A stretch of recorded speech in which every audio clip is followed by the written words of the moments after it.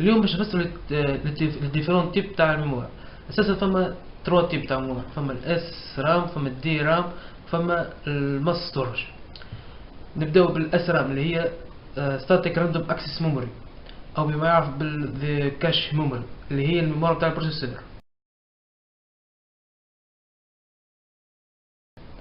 ثانيا هي الدي رام. الدي رام هي دايناميك راندوم اكسس ميموري، اللي هي تمثل في اللي بار دو رام اللي نعرفوه معنا.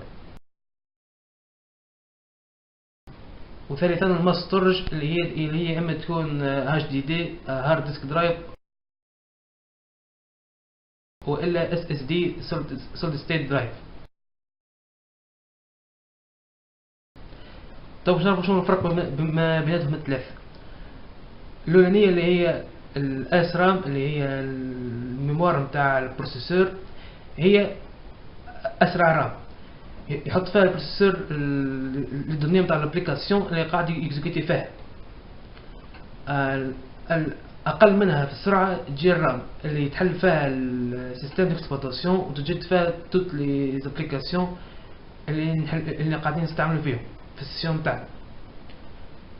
والماس ستورج هو الميموار اللي تقعد فيها الدوني نتاعنا حتى وقت نسكروا البي سي. في الماس ستورج فما زوج انواع، فما الهارد ديسك درايف والسوليد ستيت درايف. الهارد ديسك درايف هو اللي يكون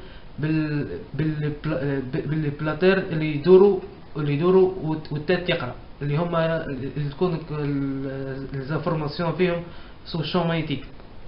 عندك التات والديسك اللي يدور يبدا ينقل يقرا يبدا يقرا.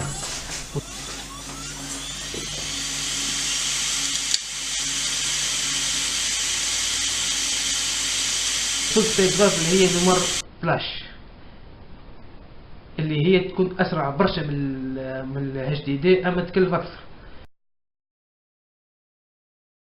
يعني تو في السوق موجود تاخو السوليد ستيت درايف 250 جيجا تاخذه ب 365,000، والان تيرا بايت اتش دي دي تاخذه 120 دينار.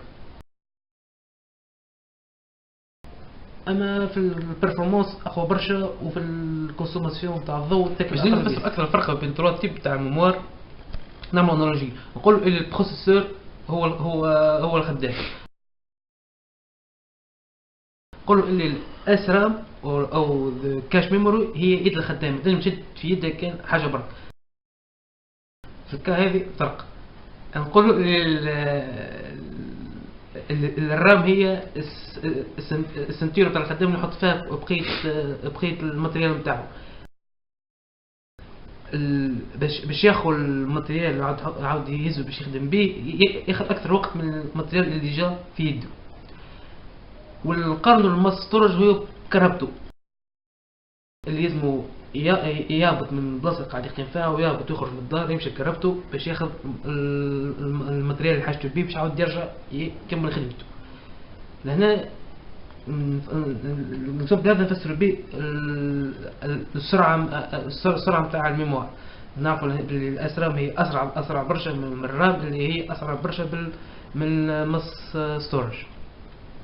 نجم نزيدو مع اكثر مع الانالوجي هذه، نقولوا باللي الكلاود اللي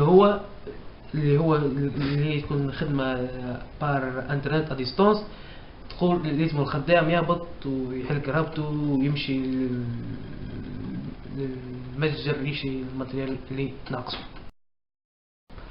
يعطيكم الصحة في تفرجتوا على الفيديو هذا، ان شاء الله تكونوا استفدتوا به. حطوا لايك على الفيديو كي يعجبكم، حطوا ديسلايك على الفيديو كي ما يعجبكمش، وقولوا لنا علاش ما يعجبكمش، وما تنساوش باش تعملوا ابوني. See you next episode.